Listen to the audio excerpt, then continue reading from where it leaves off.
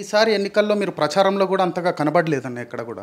నేను అవును 100% మీరు ఏదైతే అన్నారో 18 నియోజకవర్గాలలో నేను స్వయంగా వెళ్ళి ఏదైతే విద్యార్థుల కన్వెన్షన్స్ నిర్వహించిన Osmania university, Chikkadpally central library, Kakatiya university, అన్ని యూనివర్సిటీలతో విద్యార్థులతో ఇంటరాక్షన్ జరిగింది. చిక్కడపల్లి సెంట్రల్ లైబ్రరీకి రాహుల్ గాంధీ గారిని తీసుకురావడం, అక్కడ ఏదైతే యువకులకి భరోసా కల్పించడంలో బల్మూరి వెంకట్ ముందు వరుసలో ఉండే.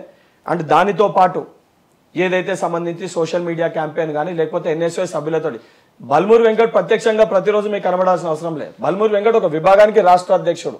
నాకు దాదాపు 1232 మంది అధికారికంగా కేవలం అధ్యక్షులు ఉన్నారు, మండల అధ్యక్షులు, జిల్లా అధ్యక్షులు. నా సైన్యాన్ని ఎక్కడ నాకున్న నా ఏదైతే ఎన్ఎస్యుఐ సైనికుల్ని ఏ రకంగా పని చేయాల్సిన బాధ్యత కూడా రాష్ట్ర అధ్యక్షుల స్థాయిలో నాకు ఉంది. అండ్ ప్రతి చోట కూడా ఎడమ బొజ్జు గారి దగ్గర నేను ఖానాపూర్లో మీటింగ్ పెట్టిన, కామారెడ్డిలో షబ్బీర్ అలీ గారి దగ్గర మీటింగ్ పెట్టిన, నిజామాబాద్లో కామారెడ్డిలో రేవంత్ అన్న గారి కోసం వెళ్ళి ప్రచారం చేసినాను, అంబర్పేటలో నేను విద్యార్థులతోటి మీటింగ్ పెట్టినాను, ఏదైతే సంబంధించి చొప్పదండి కాన్స్టిట్యున్సీకి నేను పోయినాను, మానకొండూరు కాన్స్టిట్యున్సీలో మీటింగ్ పెట్టినాను, సిరిసిల్ల కాన్స్టిట్యున్సీలో మీటింగ్ పెట్టినాను, మహబాద్ కాన్స్టిట్యున్సీలో మీటింగ్ పెట్టినాను, నాగార్జున సాగర్ వెళ్ళినాను. అంటే దాదాపు 22 నియోజకవర్గాల్లో స్వయంగా నేను పోయినాను. ఎక్కడైతే పార్టీకి అవసరం ఉందో మా క్లారిటీ ఉంటుంది కదా, ఎక్కడైతే నేను ప్రభావితం చేయగలుగుతానో, ఎక్కడ నేను వెళ్తే అక్కడ ఉన్న మా అభ్యర్థికి లాభం అవుతుందో అటువంటి స్థానాల్లో నేను వెళ్ళడమే కాకుండా కన్నయ్య కుమార్ గారిని కూడా హైదరాబాద్ తీసుకొచ్చి 4 రోజులు కన్నయ్య కుమార్ గారు హైదరాబాద్లో పర్యటించారు. జిల్లాలతో పాటు హైదరాబాద్లో పర్యటించారు. మా ఏదైతే జాతీయ అధ్యక్షుడు నీరజ్ కుందన్ గారు కూడా 2 రోజులు ఇక్కడ ప్రోగ్రామ్ లో పాల్గొన్నారు. కన్నయ్య కుమార్ గారితో లాబింగ్ చేసి ఎమ్మెల్సీ పొందారు. కన్నయ్య కుమార్ అనే వ్యక్తి మా ఎన్ఎస్యూకి సంబంధించి మా ఆల్ ఇండియా ఇన్ఛార్జ్, అంటే మా కుటుంబానికి ఆయన పెద్ద. 100% ఆ విభాగంలో నేను రాష్ట్ర అధ్యక్షుని లేకున్నా కాబట్టి 100% ఆయన నా పేరు ప్రపోజ్ చేస్తాడు. అంటే మీరు అడగకుండానే ప్రపోజ్ చేశాడు. చేస్తారు, కష్టపడ్డప్పుడు పార్టీ తప్పనిసరిగా పూర్తిస్తుంది. ఎందుకంటే ఆయన కూడా ఒక విద్యార్థి నాయకుని లెక్క వచ్చిండు, ఆయన కూడా అనేక పోరాటాలు చేసిండు. సరే స్ట్రీమ్ వేరే ఉన్నప్పటికీ ఆయనకు కూడా కష్టం ఏ రకంగా ఉంటుంది, ఒక విద్యార్థి నాయకుడు ఎదుర్కొనే కష్టం స్వయంగా నాకు తెలుసు. అడగంది అమ్మాయినా అన్నం పెట్టదంటారు. అవకాశము అధికారం మీరు అడగకుండానే, మీరు అసలు ప్రస్తావన తీసుకురాకుండానే కన్నయ్య కుమార్ గారు తెలంగాణ రాష్ట్రంలో బల్మూరి వెంకట్ ఉన్నాడు, అతనికి అవకాశం ఇవ్వండి అని చెప్పే పరిస్థితుందా? ఇప్పుడు పార్టీ అధికారంలోకి వచ్చింది, పార్టీకి సంబంధించి కొన్ని పదవీలు ఉంటాయి. పదవీలు ఉన్నప్పుడు పార్టీకి ఎవరెవరు పోయినసారి టికెట్లు ఇవ్వలేకపోయినాము, ఎవరెవరు కష్టపడ్డారు అనేది ఒకటి ఉంటది కదా. ఆ ఉన్న క్రైటీరియాలో ఢిల్లీ నుంచి హైదరాబాద్, హైదరాబాద్ నుంచి ఢిల్లీకి అవసరమే లేదు, వర్కౌట్ కావట్లేదు, అవసరమే లేదు. నేను మీకు చెప్తున్నా కదా, చాలా స్పష్టంగా అందరు ఇట్లా మాట్లాడి యువత రాజకీయాలకు రావాలంటే భయపడే పరిస్థితులు తీసుకొచ్చిర్రు. అసలు నిజంగా స్వార్థం లేకుండా కష్టపడితే నేనే బెస్ట్ ఎగ్జాంపుల్ చెప్తున్నా కదా. ఇదే మాట నేను 2 నెలల క్రితం చెప్తే నన్ను చూసి నవ్వుకుంటుండే మీరు. ఈ రోజు నేను ఎమ్మెల్సీ నేను కష్టపడి ఈ రోజు ఈ స్థాయిలో ఉన్నా కాబట్టి ఈ రోజు వింటారు. నేను కూడా దాదాపు ఏదైతే 10 సంవత్సరాలకెళ్ళి ఈ రోజు కోసం వెయిట్ చేస్తున్నా. ఏదైతే మధ్య తరగతి పేద తరగతిలో ఉన్న యువకులు కూడా రాజకీయాల్లోకి రావాలి, డబ్బు లేకపోయినా కూడా కష్టపడితే స్వార్థం లేకుండా ప్రజల సమస్యల పైన పోరాడితే, సరే ఏ పార్టీ అని ఉండనియండి, తప్పనిసరిగా గుర్తిస్తుంది. అండ్ కాంగ్రెస్ పార్టీని గుర్తింపు లభించిందంటే ప్రాంతీయ పార్టీలలో అది పెద్ద కష్టమైన పని ఏమి ఉండదు. అయితే ఇప్పుడు పార్టీ కోసం కష్టపడే వాళ్ళు కరువయ్యారంటారా? అంటే ఇప్పుడు ఒక పరిస్థితి ఉంది, ఒక పదవి ఉంటుంది, పదవిలో కుర్చీలో 10 మందిని కూర్చోబెట్టలేము కదా. లేకపోతే చిన్నవాడైనా పర్లేదు అని ఎమ్మెల్సీ ఇచ్చారా? నమ్మొచ్చా? ఇప్పుడు మీకు ఏమంటున్నాం, చిన్న పెద్ద అనేది మనము చేసే, మీరు ఏజ్ ప్రకారం మాట్లాడుతారు, కానీ ఎప్పుడు వచ్చినాము, ఎన్ని రోజులు వచ్చినాము, 30 సంవత్సరాల నుండి ఏం చేయకుండా ఉత్త కూర్చొని ఏం పని చేయకపోతే అసలు వ్యక్తి కేవలం 30 సంవత్సరాలు పార్టీకి అండవేసుకుని చెప్పి పదవిచ్చుడు కావన్నా, లేకపోతే 10 సంవత్సరాలు పొద్దునకెళ్ళి సాయంత్రం వరకు అరే నా పైన 88 కేసులు ఉన్నాయి, 1-2 కాదు, 1-2 కేసులు ఉంటేనే భయపడే పరిస్థితిలో 88 కేసులు, 5 సార్లు జైల్లోకి పోయి పక్కటి ఎముకలు ఇరగొట్టుకొని. అంటే కేవలం నేను ఆలోచించింది నాకు ఎమ్మెల్సీ వస్తుందా, నా కార్పొరేషన్ చైర్మన్ వస్తుందా. నేను పోరాటం చేసినప్పుడు నవ్విర్రు కాంగ్రెస్ పార్టీ అసలు తెలంగాణ అధికారంలోకి వస్తాడు. ఉత్తమ్ కుమార్ రెడ్డి గారు పిసిసి ప్రెసిడెంట్ ఉండే కోవిడ్ టైంలో. నేను బయట తిరుగుతున్నప్పుడు పిచ్చోడు ఎట్లా తిరుగుతుండు చూడు, అనవసరంగా ప్రతిభను ముట్టడి చేసి కోవిడ్ టైంలో జైలుకు పోయిండు, అసలు ఈ పార్టీ అధికారంలోకి వస్తుందని చూసినా నవ్వు ఎగతాళిగా మాట్లాడారు. సొంత పార్టీ వాళ్ళేమో పాపం బలైపోయింది అని చెప్పి ఎగతాళిగా మాట్లాడినరు, బయటోడు పిచ్చోడు అని చెప్పి ఎగతాళిగా మాట్లాడినరు. మేము కూడా ఏంటంటే సమయస్ఫూర్తితోటి 100% ఆ కాన్ఫిడెన్స్ ఉంది కాబట్టి ఇంత బలంగా చెప్పగలుగుతున్నా. లేకపోతే 88 కేసులు అంత ధైర్యంగా పోయి కేసు పైన కేసు, కేసు పైన కేసు, కేసు పైన కేసు పెట్టుకొని పోరాటం చేయకపోతే. రాహుల్ గాంధీ గారు వచ్చి కలిశారు కదా, అప్పుడు ఏంటి సంభాషణ, ఏం జరిగింది? రాహుల్ గాంధీ గారు చాలా స్పష్టంగా జైల్లో ఉన్నప్పుడు ఒకటే చెప్పారు, వచ్చినప్పుడు నీ కష్టం వృధా కాదు, అంటే నేను మీకు తెలుగులో చెప్తున్నాను వారు చెప్పింది, don't worry, party will stand with you, we know your efforts అని చెప్పారు. ఈ 2 పదాలు సరిపోతుంది. అంత పెద్ద వ్యక్తి అంటే చాలా మంది రాహుల్ గాంధీ గారిని కలవనికి క్యూ లైన్ కడతారు. అసంటిది బల్మూరి వెంకట్ ఒక్కరిని కలవనికి రాలి. ఇంకోటి నాతోటి 28 మంది NSS సైనికులు. బల్మూరి వెంకట్ అంటే ఈజీగా గుర్తుపట్టేశారు. అంటే చెప్తున్నా, నేను ప్రతినిధిని కాబట్టి ఈరోజు నాకు అవకాశం కల్పించింది. ఇప్పుడు నాతో పాటు ప్రతి పోరాటంలో మా హైదరాబాద్ అధ్యక్షుడు, మా రంగారెడ్డి అధ్యక్షుడు, మా స్టేట్ జనరల్ సెక్రటరీస్ వాళ్ళందరికీ కష్టం ఉంది. ఈ రోజు నేను ఇక్కడ ఉన్నా అంటే నాతో పాటు కేసులో 18 మంది, 20 మంది, 30 మంది ఉన్నారు. నేను అధ్యక్షునిగా ఉన్నా కాబట్టి నాకు మీరు అన్నట్టు గుర్తింపు కానీ ఏదన్నా కూడా కలిగింది. ఇప్పుడు కేసులన్నీ కొట్టేయించుకుంటారా సార్? అంటే లీగల్గా ప్రొసీజర్ ప్రకారం ఇప్పుడు ఎమ్మెల్సీ అయినాను కాబట్టి ఆ కోడ్ చేంజ్ అవుతుంది. లీగల్గా ప్రొసీజర్ ప్రకారం ఏం ప్రాసెస్ అయితే ఉంటుందో, ఎందుకంటే నా పైన 2015 కంటే ముందు నా పైన ఒక్క కేసు కూడా లేదు. 2015 పబ్లిసిటీ కోసమే కేసులు వేయించుకున్నారు అనేది కూడా ఉంది. మరి పబ్లిసిటీ కోసం కేసులు వేయించుకోవాలంటే మరి అనేక మంది నాయకులు ఉన్నారు. మరి కేసులు వేయించుకొని ఒకసారి జైలుకు పోయినోనికి తెలుస్తుంది అన్న నొప్పి ఏందో, దెబ్బ తిన్నోనికి తెలుస్తుంది.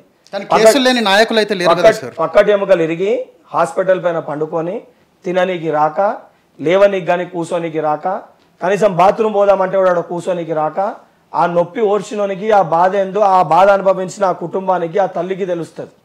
కూర్చున్న వాళ్ళకి, ఎక్కడ కూర్చున్న వాళ్ళకి మస్తు మాట్లాడొస్తుంది, మేము చేసినా మా పైన లేవా అని చెప్పని. కానీ బాధ అనుభవించిన వాళ్ళకి ఒక 10 రోజులు జైల్లో ఉండమని చెప్పండి. ఎవరైనా ఈ మాటలు మాట్లాడతారు కదా, ఒక 10 రోజులు పోయి, నేను బ్యారక్ పేర్లు కూడా చెప్తా, గోదావరియో కృష్ణానో లేకపోతే ISB అని చెప్పి స్పెషల్ బ్యారక్ ఉంటుంది. అటువంటి బ్యారక్లో ఒక 10 రోజులు జైలు జీవితం గడపమని చెప్పండి. తర్వాత బయటికి వచ్చి ఇదే మాట మాట్లాడమనండి. కేసులు ఉన్న వాళ్ళే సీఎంలు పిఎంలు అవుతున్నారు అంటారు. అంటే ఒకటన్నా కేసులు 2 రకాల కేసులు. ఇప్పుడు మీరు ఏం చేస్తారంటే, కొంతమంది ఈ మధ్యలో సోషల్ మీడియాలో ఏమైపోయిందంటే, ఏ కేసున్న దగడ్లు పైల వాళ్ళని వీళ్ళని తీసుకొచ్చి కూడా మీరు హైప్ చేసేసి ఏ కేసులు అని చెప్పి మాట్లాడుతారు. 2 రకాల కేసులు ఉంటాయి. ఒకటి ల్యాండ్ గ్రాబింగ్, సొంత లాభాల కోసం అయ్యే కేసులు వేరే. ప్రజల సమస్యలపైన పోరాటం చేస్తే ఏదైతే అధికార పార్టీ పెట్టే కేసులు వేరే. 2 డిఫరెంట్ కేటగిరీస్ ఉంటాయి. రేవంత్ రెడ్డి గారు ఓటుకు నోటు కేసుల తర్వాతనే బాగా అయిపోయారని చెప్పుకోవడం. రేవంత్ రెడ్డి గారు కూడా ఒక స్క్రాచ్కి వెళ్ళి, అంటే నేను చిన్నతనంకి వెళ్ళి రేవంత్ రెడ్డి గారిని చూస్తే కాబట్టి వారు నా నేబర్గా ఉండే కాబట్టి, వారు ఏం లేని స్థాయికి వెళ్ళి చిన్నతనంకి వెళ్ళి ఈరోజు ఏదైతే 17 yearsలో ZPTCకి వెళ్ళి, ఎమ్మెల్యేకి వెళ్ళి, ఎంపీకి వెళ్ళి, PCC అధ్యక్షునికి వెళ్ళి ముఖ్యమంత్రి అయినరు. సో అటువంటి వ్యక్తిని మనం ఇన్స్పిరేషన్గా తీసుకోవాలి తప్ప ఓటుకి నోటు కేసు చూసి రేవంత్ రెడ్డి గారు హైప్ అయినరు. అరే he himself is a leader. అంటే ఆయన స్టెప్ బై స్టెప్ ఎదుక్కుంటూ వచ్చిండు. ఇప్పుడు మధ్యతరగతి వాళ్ళు అలా రావాలంటే అవుతుందా? రేవంత్ రెడ్డి గారు వచ్చారు. రేవంత్ రెడ్డి గారు ఇప్పుడున్న పరిస్థితుల్లో రేవంత్ రెడ్డి గారు వచ్చి నాకంటే ఒక 15 సంవత్సరాల క్రితం బల్మూరి వెంకట్ రాగలిగింది. నేను వచ్చి మొన్ననే కదా, అంటే 10 years బ్యాక్ బల్మూరి వెంకట్ అంటే ఎవరికి కూడా తెలియదు కదా. రేవంత్ రెడ్డి గారు పొద్దున ఇంకోళ్ళు కూడా రాగలుగుతారు. రేవంత్ రెడ్డి గారు మిడిల్ క్లాస్ ఫ్యామిలీ నుంచి వచ్చారని మీరు అంటున్నారా? 100%. ఆయన గత ఒక ఇంటర్వ్యూలోనే ఎక్కడో 2000 ఎకరాల భూస్వాములు చెప్పాడన్న. నేను బయట కూడా చూపిస్తాను, చెక్ చేసుకోండి, మీరు చెక్ చేసుకోండి. మా తాతల దగ్గర నుంచి 2000 ఎకరాల భూస్వాములు పోలీస్ లక్ష్మారెడ్డి గారిని విమర్శించే టైంలో చెప్పారు. మా కుటుంబానికి మొత్తం కలిపి 200 ఎకరాలు, మీరు 2000 ఎకరాల భూస్వామి అని చెప్పాడు. మీరు క్రాస్ చెక్ చేసుకోండి, మీకు చూపిస్తాను. 200 acres క్రాస్ చెక్ చేసుకోండి. 200 acres అని చెప్పి చెప్పిండ్రు. అది వారి కుటుంబ నేపథ్యంలో మేము మా ఫ్యామిలీకి వెళ్ళి వచ్చినామని చెప్పారు. అధికంగా 1000 కోట్లుండి ఆయన ఏం డబ్బు ఖర్చు పెట్టి అంటే కంప్లీట్గా చేసి ఆయన చాలా స్పష్టంగా అందరికీ తెలుసు. రేవంత్ రెడ్డి గారు మొదట్లో ఏదైతే వాల్ పెయింటింగ్స్ పెయింటర్ రాస్తున్నారో అందరికీ తెలుసు. అది తెలియదా? చూడలేదా? ఫోటోలు లేవా? ఈ రోజు చెప్పారని చెప్పని వారిని ఏదో విమర్శించాలని చూడాలంటే ఎంతో మంది చేస్తారన్న. ఇప్పుడు జగన్మోహన్ రెడ్డి కూడా చేస్తాడు. మీరు జర్నలిస్ట్ లెక్క అడుగుతారు కాబట్టి సమాధానం. ప్రతిపక్ష పార్టీలు ప్రశ్నిస్తున్నప్పుడు వాస్తవానికి ఎవరు అసలు మిడిల్ క్లాస్ అంటే ఏంది, అప్పర్ మిడిల్ 2 ఉంటాయి. ఒకటి కంప్లీట్ గా పూర్, ఒకటి మీడియం, తర్వాత మిడిల్ క్లాస్ ఉంటుంది, అప్పర్ మిడిల్ క్లాస్ ఉంటుంది. అప్పర్ మిడిల్ క్లాస్ అంటే సంబంధించి వాళ్ళకి కొంచెం, ఇప్పుడు మా అందరి స్ట్రీమ్లను కూడా నాది మిడిల్ క్లాస్, వారు అప్పర్ మిడిల్ క్లాస్కి వెళ్ళి వచ్చారు. అయితే సంబంధించి ధనికులు అంటే ఈ రోజు 1000 కోట్లు ఉన్న రేవంత్ రెడ్డి గారు నాకు 1000 కోట్లు నేను ఎక్కడ ఇంటర్వ్యూలలో చెప్పలేదు. 200 ఎకరాలు ఉన్న వాళ్ళు పేదోళ్ళ సార్, మిడిల్ క్లాస్. 200 ఎకరాల భూమి ఉన్న వాళ్ళు, వాళ్ళ కుటుంబంలో ఉన్నది ఎంతమంది? 7 మంది అన్నతమ్ములు. వాళ్ళ బ్రదర్స్ ఎంతమంది ఉంటారు? మొత్తం డివైడ్ అయితే ఎంత వస్తుంది? అంటే 10 ఎకరాలు 20 ఎకరాలు ఉన్న వాళ్ళు మిడిల్ క్లాస్ కాదా? ఎవరికి లేవు చెప్పండి. అలా 10 ఎకరాల భూమి లేని వాళ్ళు ఎవరైతే సంబంధించి రైతు బంధు దాన్ని తీస్తే తెలుస్తుంది కదా. 10 ఎకరాలు ఉన్న వాళ్ళు మిడిల్ క్లాస్ కాదా? మరి ఏదైతే మొత్తం కుటుంబం కలిపి 200 ఎకరాలు ఉన్న ధనికులు అంటే మరి 5,000 కోట్లు 10,000 కోట్లు ఉన్న వాళ్ళని ఏమనాలి? వాళ్ళకేం పదం మీరు ఇస్తారు? అంటే సీఆర్ చూసే విజన్ బట్టి ఉంటుంది. ఇప్పుడు మీరు అనేదాని ప్రకారం మీరు ఎట్లా మాట్లాడతారంటే ఏమి లేకపోయినా అన్న సరే ఏం లేదన్న నిజంగానే మీరు అనేదాని ప్రకారం అనుకుంటా ఏం లేని వ్యక్తి రాజకీయాల్లోకి వచ్చిండు. బండి అయితే నడవాలే కదా, ఏడికైనా పోవాలంటే ఒకదారికి వెళ్ళవద్దు, ఫ్రీ అయితే తీసుకెళ్ళి మీరే రోడ్డు పైన పోతారు. అన్న నేను రాజకీయ నాయకుడు అన్న నన్ను ఈడికెళ్ళి జుబ్లీస్ దింపుతావా? దింపవు కదా అన్న. ఎందుకనంటే 100% పోవాలంటే 100 రూపాయలు ఖర్చు అవుతుంది. ఆ 100 రూపాయలు ఖర్చు కూడా పెట్టొద్దు, ఆ 100 రూపాయలు ఏడికెళ్ళి ఎట్లా పెట్టినా అని చెప్పి ప్రశ్నిస్తారు. కానీ పోరాటం చేయాలి, ఎట్లా సాధ్యమవుతుంది? ఓకే, 200 ఎకరాలు భూస్వాములు ఈ టాపిక్ వచ్చింది కూడా మాట్లాడుతున్నాను. రైతు బంధు నిధులు ఇంకా పడలేదు ఏమంటారు? రైతు బంధు నిధులు 3 ఎకరాల లోపు ఉన్న వాళ్ళకే పడింది, దాని పైన ఇంకా ఎవరికి పడట్లేదు. అంటే ఫస్ట్ నాకు మిమ్మల్ని ఒక క్వశ్చన్ అడుగుతున్నా, అంటే 100 ఎకరాలు ఉన్న వాళ్ళకు రైతు బంధు ఏమంటారా? కెమెరా చూసి చెప్పండి, ఇవ్వమంటారా? దాన్ని మీరు యాక్సెప్ట్ చేస్తుర్రా? అంటే వ్యవసాయం చేయకపోయినా కేవలం 100 ఎకరాలు ఉన్న మల్లారెడ్డి ఇటువంటి వ్యక్తులకు కూడా రైతు బంధు ఇవ్వమంటారా? ప్రజలు దాన్ని యాక్సెప్ట్ చేస్తారా? అది ఇవ్వద్దనే మీరు ప్రజలు దాన్ని యాక్సెప్ట్ చేస్తారా? కూడా మీరు ప్రచారం చేశారు అట్లా ఇవ్వద్దని చెప్పి. విషయం అన్న, రైతు బంధు అనేది దేనికి తీసుకొచ్చారు? ఏదైతే రైతులు ఆత్మహత్యలు చేసుకుంటారు వారికి ఒక భరోసా కల్పించాలి, వాళ్ళకి అండదండగా ఉండాలి, ఆ రైతులకి ప్రభుత్వం మేమున్నాము అనే ఒక ధైర్యాన్ని ఇవ్వాలి.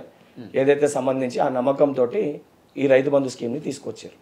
ఈ రైతు బంధు స్కీము 60% ఏదైతే నిజమైన రైతులకు ఉపయోగపడితే 40% ఏదైతే 100 ఎకరాలు ఉన్న భూస్వాములకి ఈ డబ్బులు దుర్వినియోగం అవుతున్నాయి. సో ఆ డబ్బుని కూడా నిజమైన నికార్సాన్ని ఏదైతే కౌలు రైతులకు మేము ఇస్తామని చెప్పినాము, మేము తగ్గించడానికి ఎక్కడ ప్రయత్నం చేయలేదు. నికార్సుగా భూస్వాములకు కాకుండా ఎవరైతే కౌలు రైతులకు మేము ఏదైతే భరోసా కల్పించినామో దాన్ని ఇంప్లిమెంట్ చేయనీకి అదొక ప్రాసెస్. ఓవర్ నైట్ ఇంప్లిమెంట్ చేయలేము. ఇప్పుడు అదే చెప్తున్నా మీకు, ఓవర్ నైట్ ప్రాసెస్ ఇంప్లిమెంట్ చేయలేము, దానికి ఒక సిస్టమ్ ఉంటుంది. ఓవర్ నైట్ ప్రాసెస్ ఇంప్లిమెంట్ చేసి మొన్ననే మా సీఎం గారు చెప్పినట్టు నేనే ఏదైతే సినిమాకి నేనే హీరోని, నేనే డైరెక్టర్ని, నేనే ప్రొడ్యూసర్ అనుకుంటే మన కేసీఆర్ గారు మేడిగడ్డ కట్టి పరిస్థితి ఏమైంది, ఆ పరిస్థితి వస్తుంది. సో దేనికైనా ఒక ప్రాసెస్ ఉంటుంది. ఆ ప్రాసెస్ ఎవరు చేయాలి? నేనో మీరో లేకపోతే మనం కూర్చుంటే అయ్యేది కాదు. దానికి సంబంధించిన నిపుణులతోటి, దానికి సంబంధించిన ఆర్థికవేత్తలతోటి, దానికి సంబంధించిన ఎవరైతే సంబంధించి బ్యూరోక్రాట్స్ తోటి, ఆ సిస్టమ్ పైన అవగాహన ఉన్న రైతు సంఘాలతో చర్చించి ప్రాసెస్ ఏర్పాటు చేయాలి. లాస్ట్ టైం కూడా March 31 లోపలనే ఎప్పుడన్నా కూడా రైతు బంధు పడుతుంది. గత ప్రభుత్వాలు గత 9 సంవత్సరాల్లో కూడా March 31 dead line Rythu Bandhu పడేది. ఈ రోజు కొత్తగా ఏదో మేము వేయలేదని చెప్పి వాళ్ళు ఏదో ప్రతిపక్ష పార్టీ వాళ్ళు ఏదో వాళ్ళు అవగాహన లేకుండా కోపంలో ఆవేశంలో ఓడిపోయినామని చెప్పి మాట్లాడితే మీకు చెక్ చేసుకున్నాను, రికార్డ్ నేను చెప్తున్నా. March 31 లోపల పడుతుంది. అండ్ 100% మా దాంట్లో కూడా చాలా స్పష్టంగా అది 8 ఎకరాల 10 ఎకరాల చాలా స్పష్టంగా ముఖ్యమంత్రి గారు ఎందుకు ఏ రకంగా ఇస్తున్నాం, ఎట్లా ఇస్తున్నాం అనేది కూడా మీడియా ముఖంగా చిట్చాట్ పెట్టి ఎప్పటికప్పుడు చెప్తూనే ఉన్నాం కదా. గత ప్రభుత్వం లెక్క మేము చెప్పిందే వినండి, కేవలం చెవులే పంజాలే తప్ప నోరు పంజాలనే పరిస్థితి ఈ రోజు లేదు కదా. మీరు ఏ మాటలు అడిగినా, ఏ ప్రశ్నలు అడిగినా వారానికి 2 సార్లు ముఖ్యమంత్రి గారు సమాధానం. ప్రభుత్వం వచ్చిన తర్వాత వాటర్ రావట్లేదు, పంటలు ఎండిపోతున్న పరిస్థితి కనిపిస్తుంది, ఏమంటారు? ఇప్పుడు కరెంటు పోతుంది. ఇప్పుడు మీరు నేను హైదరాబాద్లోనే ఉంటున్నాము, దానికి కూడా మొన్న సంబంధించి శాసన మండలిలోనే ఇట్లనే మా కవితక్క మాట్లాడింది, కరెంటు పోతుంది అని చెప్పని. కరెంటు యూసేజ్ చాలా స్పష్టంగా గ్రాఫ్ తోటి ఓకే ఎవరైతే సంబంధించి మా బట్టి విక్రమార్క గారు డిప్యూటీ సీఎం గారు చాలా స్పష్టంగా శాసన మండలిలో క్లియర్గా విత్ ఎవిడెన్స్ చూపివ్వడం జరిగింది. Clear with evidence. నేను కూడా హైదరాబాద్లోనే ఉంటున్నా, మాకు కూడా సరే మా నాన్నగారిది, మా అమ్మగారిది, మా 2 విలేజెస్ కూడా తెలుసు. మరి నేను కూడా తిరుగుతున్నా, ఎక్కడ కూడా కరెంట్ సమస్య అయితే మరి నేను ఎదుర్కొంటలేను.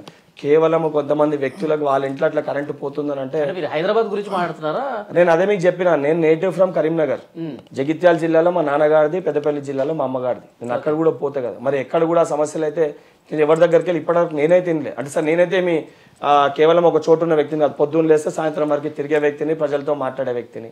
మరి ఇక్కడ మీరు కూడా ఇంతమంది ఉన్నారు, మరి గతంలోకి ఇప్పటికే మన కరెంట్లో మన మార్పు వచ్చినా మరి మీరే చెప్పాలి. నేను రైతు కుటుంబం నుంచే వచ్చానన్న. ఇప్పుడు నేను రీసెంట్గా కూడా విలేజ్కి వెళ్ళి చూసాను, ఈవినింగ్ 7కి పొలాల దగ్గర కరెంట్ పోతుందన్న. ఇంతకుముందు పోయేది కాదు, పోకపోతుండే.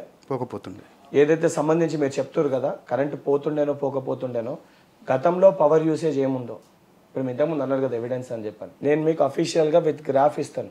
యూసేజ్ అప్పటికంటే ఇప్పుడు పెరిగిందా తగ్గిందా, కనీసం అప్పటికంటే ప్రతి చోట కూడా, అంటే ఎవ్రీ మంత్ వైజ్ వస్తుంది ఆ గ్రాఫ్ రిపోర్ట్. 10% యూసేజ్ పెరిగింది తప్ప ఎక్కడ కూడా తగ్గలేదు.